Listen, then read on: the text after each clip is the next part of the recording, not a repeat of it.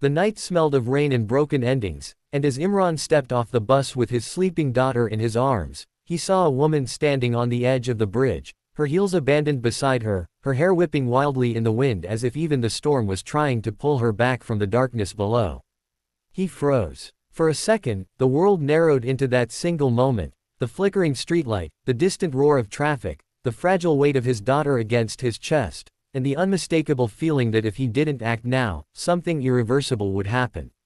Before we continue, if you believe in kindness, second chances, and the power of ordinary people doing extraordinary things, take a moment to like, comment, share, and subscribe to Lonely Dad's Strong Heart.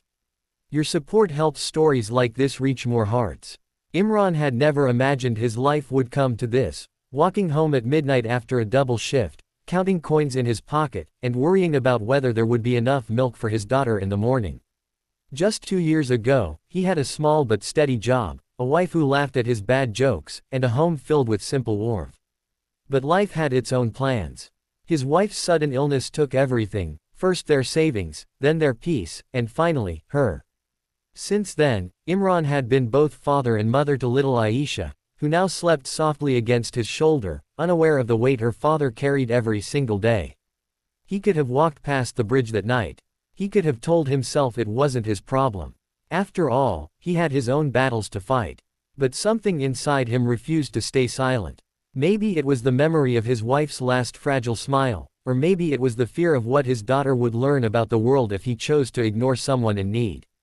So he stepped forward. The woman didn't turn when he approached. She stood perfectly still, staring down into the black water below, as if it were calling her. The rain began to fall harder, soaking them both within seconds. Imran shifted Aisha gently, making sure she stayed asleep, and spoke, not loudly, not dramatically, just enough to reach her through the storm. He didn't ask her what she was doing. He didn't lecture her about life. Instead, he said something simple, something real, something that came from a man who had already lost too much. He told her that sometimes the night feels endless, but mornings still come.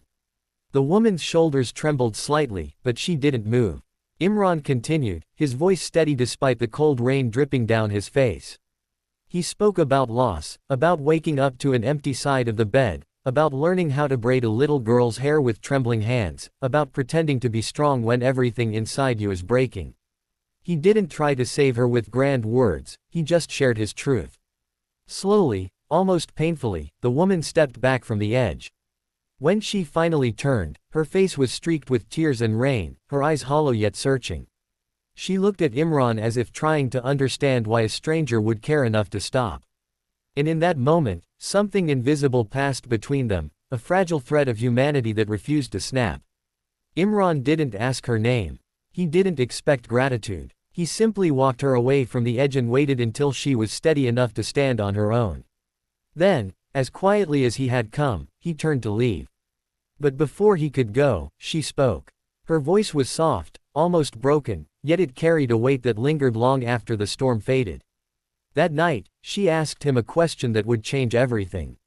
She asked him why. Why did he stop? Why did he care? Why would someone who clearly had his own struggles take the time to save a stranger? Imran didn't have a perfect answer.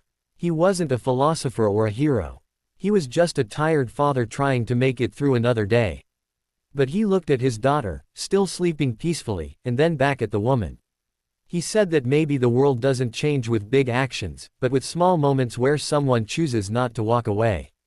The woman said nothing more. She simply nodded, picked up her heels, and walked into the night. Imran thought that was the end of it. But life, as he would soon learn, had other plans. Days turned into weeks, and the memory of that rainy night slowly faded into the background of his exhausting routine.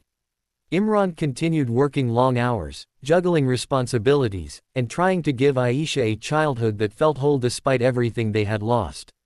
There were nights when he sat alone after putting her to sleep, staring at the ceiling, wondering if he was doing enough, if he was enough. Then one afternoon, everything changed. Imran was called into the office of the small warehouse where he worked.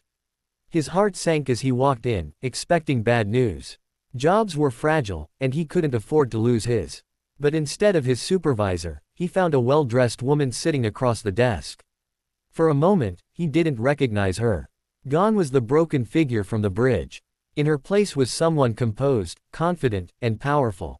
Her posture was straight, her expression calm, yet her eyes carried a depth he couldn't forget. It was her, the woman from that night.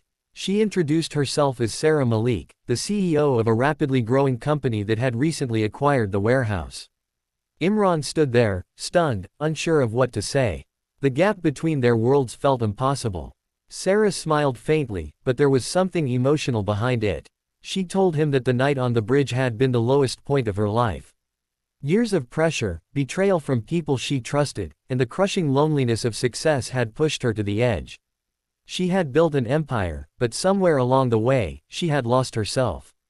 And then, a stranger had reminded her that even in darkness, there is still a reason to stay. She said that his words didn't just save her life, they gave her a new way to see it. Imran felt uncomfortable with the praise. He insisted he had done nothing special. But Sarah disagreed. She told him that kindness is never small, especially when it comes from someone who has every reason to be bitter but chooses compassion instead. Then she asked him another question. This time, it wasn't about that night. It was about his life. She asked him what he needed. The question caught him off guard. No one had asked him that in a long time. Imran was used to giving, to sacrificing, to surviving. Thinking about his own needs felt almost unfamiliar.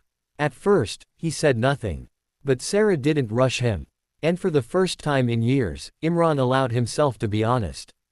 He spoke about his daughter, about his struggles, about the constant fear of not being able to provide enough. He didn't ask for help, but his words painted a clear picture of a man carrying more than he could bear. Sarah listened quietly. Then she made a decision that would ripple through both their lives. She offered him a position, not out of pity, but out of respect. A role in her company where his dedication and integrity could actually be recognized. It wasn't charity. It was an opportunity. Imran hesitated. The fear of stepping into a world so different from his own held him back.